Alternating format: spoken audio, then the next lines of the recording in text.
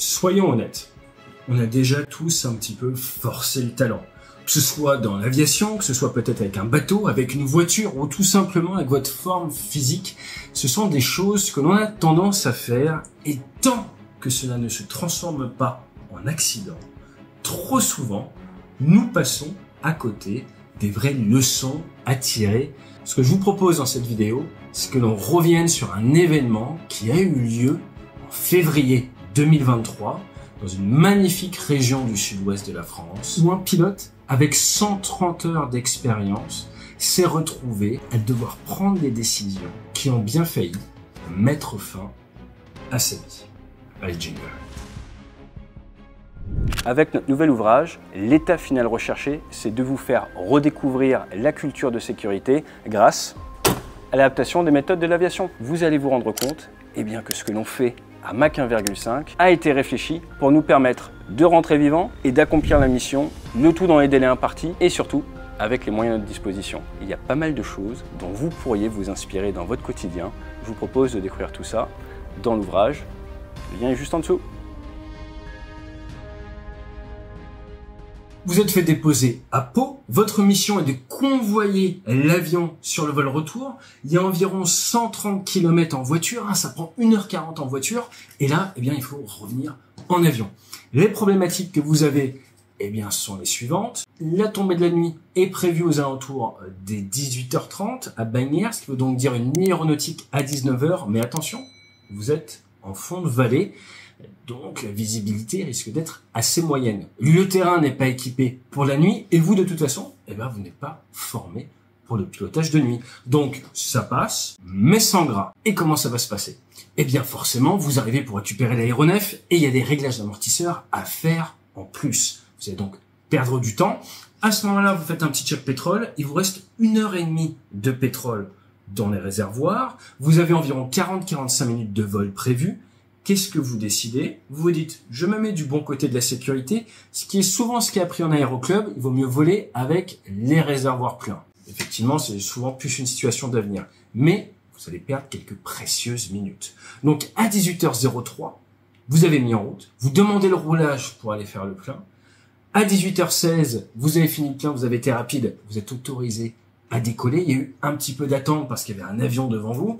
Et vous vous retrouvez à 18h34. Le soleil s'est couché. Vous êtes vertical, Tarbes, 5300 pieds. Il y a un notam comme quoi il va y avoir une grève des contrôleurs. Vous continuez vers vos montagnes. 18h45. Nous sommes à 15 minutes de la nuit aéronautique. Vous n'êtes pas qualifié vol de nuit.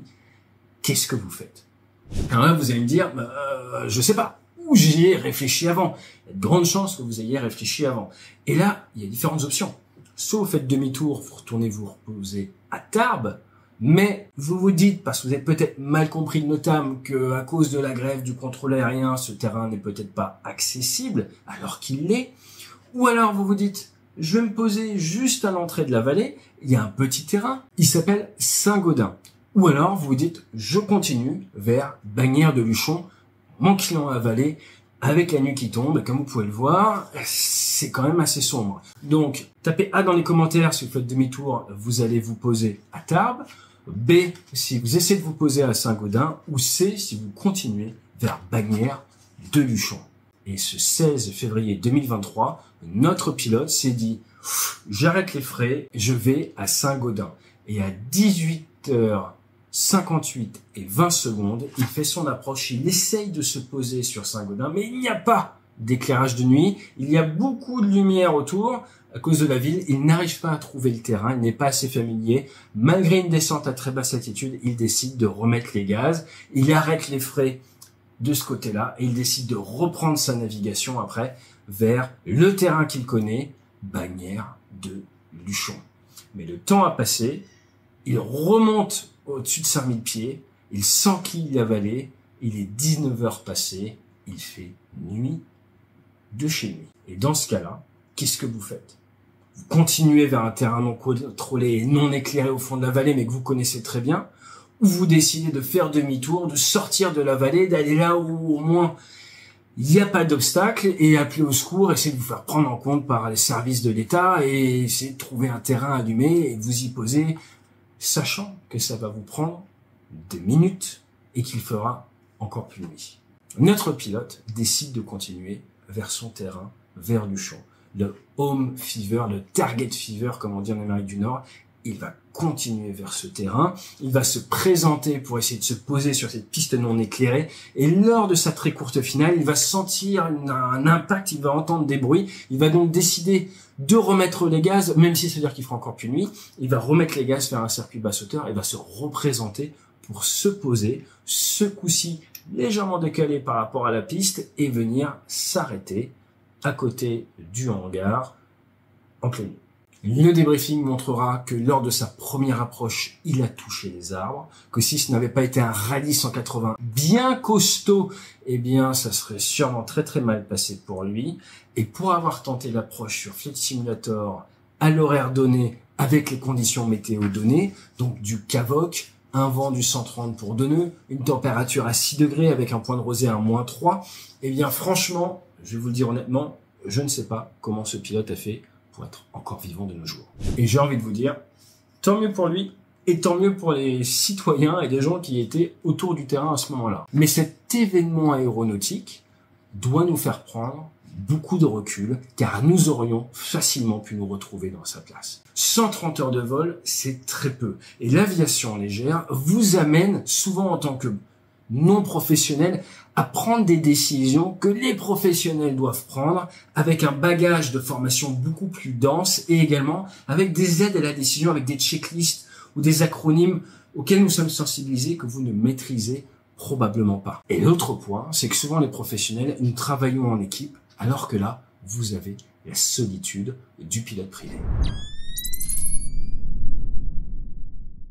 Les vraies leçons à tirer de cet événement, c'est la préparation. Es-tu prêt à vivre avec les conséquences de ton manque de préparation?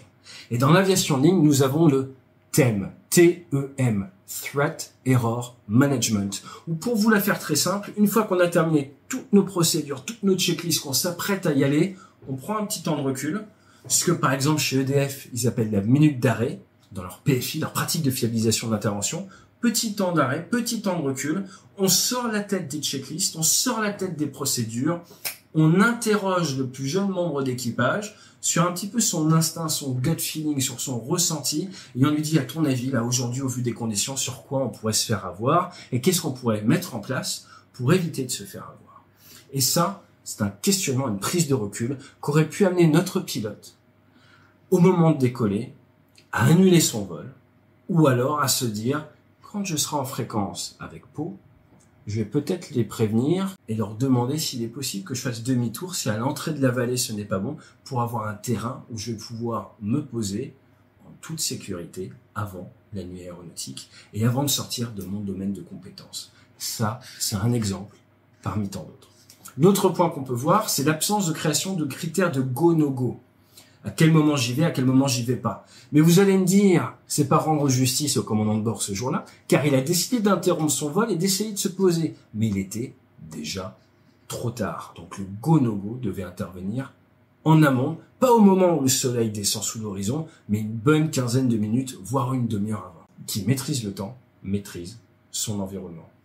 Discipline, rigueur et prise de recul sont indispensables dans l'aviation ou à partir du moment que vous êtes aux commandes d'un aéronef ou même d'un véhicule sur la route. Je pense qu'on est tous d'accord pour le dire. Mais ajoutez la pression de vouloir ramener l'aéronef, les contraintes privées à côté, le fait que vous soyez à 1h40 de route si vous décidez de ne pas décoller, que vous n'ayez pas vraiment de plan pour vous faire récupérer, eh bien, toutes ces petites choses ont tendance à s'empiler et vous amener vers le tunnel, vers la vallée qui se referme sur vous et qui, généralement, ne vous laisse pas rentrer vivant à la maison.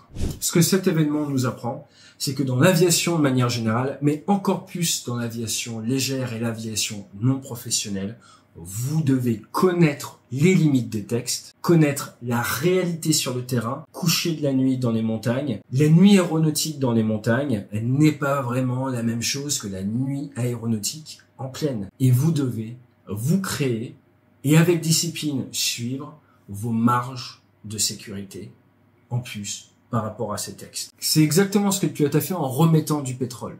Mais en voulant privilégier un aspect de la sécurité, il a réduit ses marges sur un autre côté de la sécurité. Et c'est pour ça que l'aviation est si complexe. Mais n'oubliez jamais, en tant que pilote, tout comme en tant que cadre dans une entreprise, au final, qu'est-ce que nous sommes? Nous sommes des problème solvers. Notre métier est de résoudre des problèmes. Et tout le monde nous apporte ses contraintes. Le trafic, l'avion qui se pose devant, le coucher de la nuit, la dépose, le mécanicien. Mais in fine, c'est vous qui êtes dans l'avion et personne ne vous a forcé à mettre plein gaz sur la piste. Vous avez accepté la mission. Il n'y a pas d'excuse au débriefing. Alors assurez-vous d'avoir mis toutes les chances de votre côté lors de la préparation. Fly safe. Et peut-être à bientôt dans votre entreprise pour une conférence ou une formation sur les facteurs humains, sur les méthodes de l'aviation appliquées à votre industrie. Fly safe.